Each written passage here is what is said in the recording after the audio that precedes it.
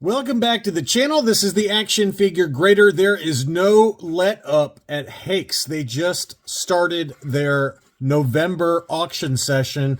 The items are live for bidding. And I mean, I'm telling you, these items are just as good as the last auction. It's unbelievable how much awesome stuff they have consigned with them. I mean, I don't know how they get their hands on this stuff, but there are some beauties in this auction. If you missed out in the Jeff Jacobs Part 3 session or you got outbid, never fear. There are some amazing stuff in this auction. So we're going to dig into those. I'm just going to give you a sampling of everything that is currently underway for bidding.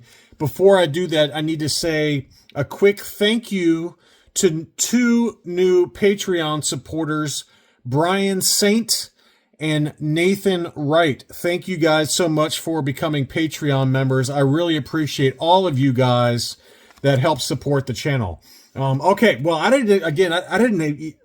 this video would go on for 2 hours if I pulled up everything that I wanted to talk about. So make sure to go to Hakes and check out the incredible stuff that is currently underway.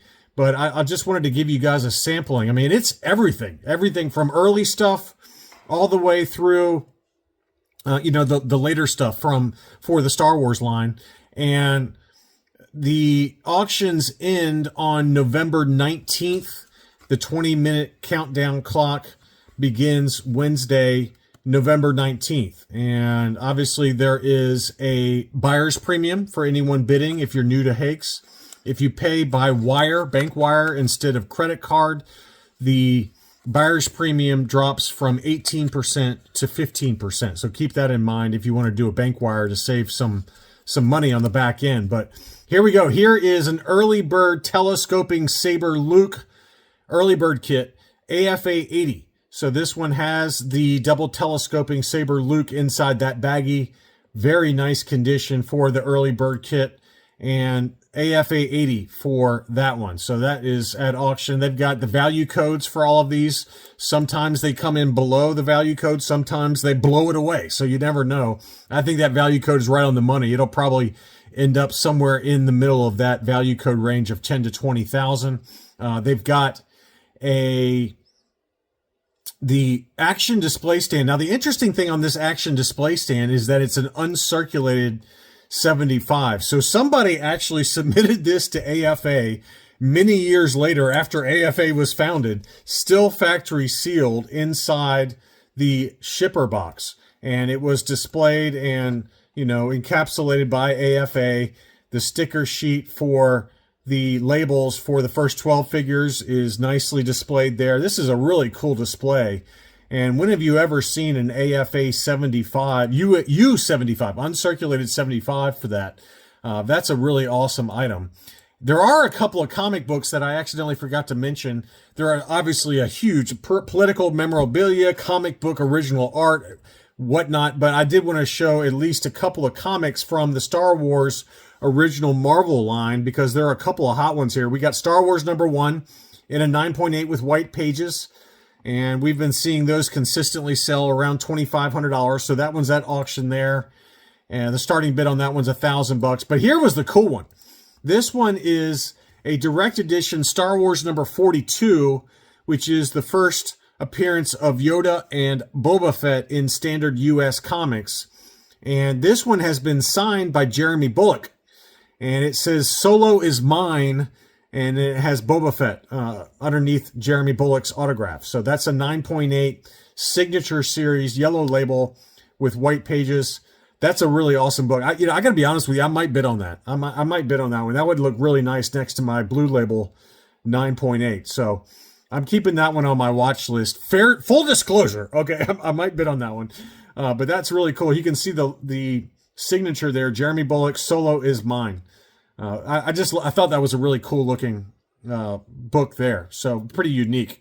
Let's see what else we got. All right, so we've got the early bird display stand. This one is graded AFA 85, very high grade.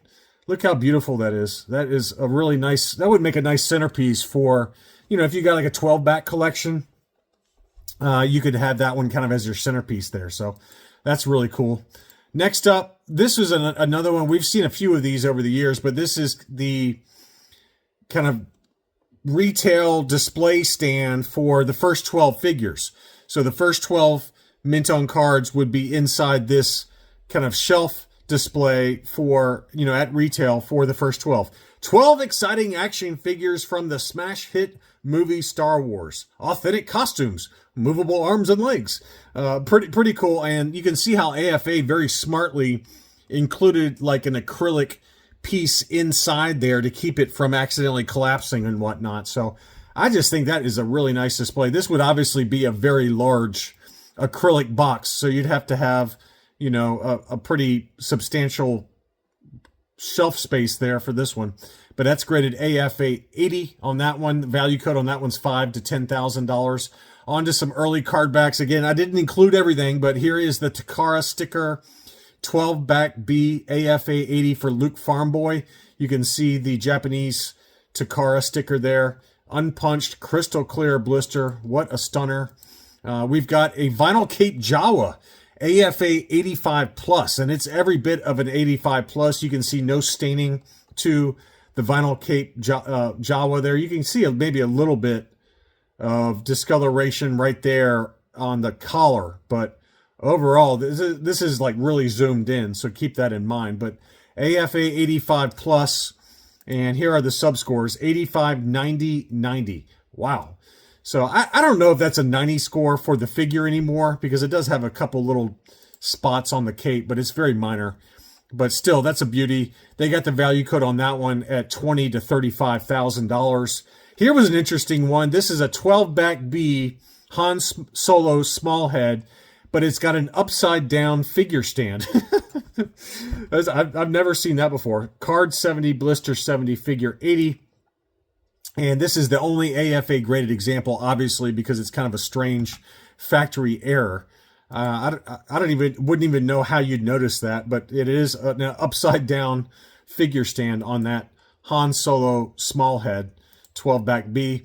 Here is a telescoping saber Luke Farm Boy 12 back C mint on card, and this one does have yellowing to the blister, so that'll keep the price down maybe a little bit, but it is the double telescoping saber version of Luke inside that mint on card, unpunched, with the Target price sticker and a yellowed blister. AFA 80. We've got several different Boba Fett's mint on card 21 back B AFA 80. That one is a beauty, punched example. And then we've got the 21 back C Boba Fett with the secret Star Wars action figure offer. That one also is punched with a, the blister's got what you see sometimes. You see it a lot with Empire Strikes Back cards where they overheat the blister and it causes that rippling effect on the right-hand side. That's a factory thing. It's not like it's happened after grading, but the blister got a 75 because of that issue. Card 80, figure 80 on that one. But that one's a beauty as well. Value code's 5 to 10 on that one. We've got a Guerra Stellari. My favorite Italian card backs. I love the Guerra Stellari. Harbored Italian cards. This is a 12 back R2D2 graded CAS 80, 80, 80, 90 on that one. So that there's something about, in particular for me, the R2D2 on the Guerra Stellari Harbert 12 backs that just really pops, because the name pill says C1P8. It's just so different, everything about that just screams foreign card backs. That is a beauty.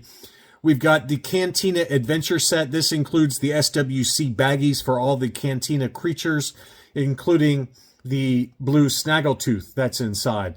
And this is a factory sealed Cantina Adventure Set graded AFA 80, the Sears exclusive.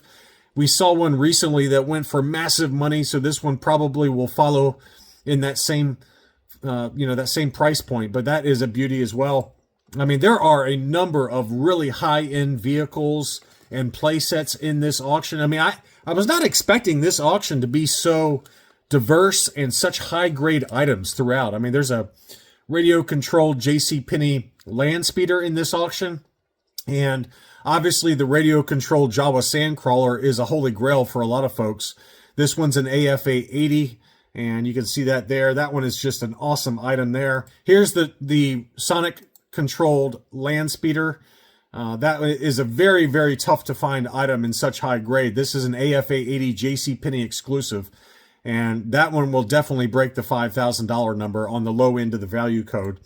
There is an Empire Strikes Back 45 back proof card for Princess Leia. Those ESB proof cards are awfully desirable, and this one's an AFA 90 as well. So that's a really high grade example.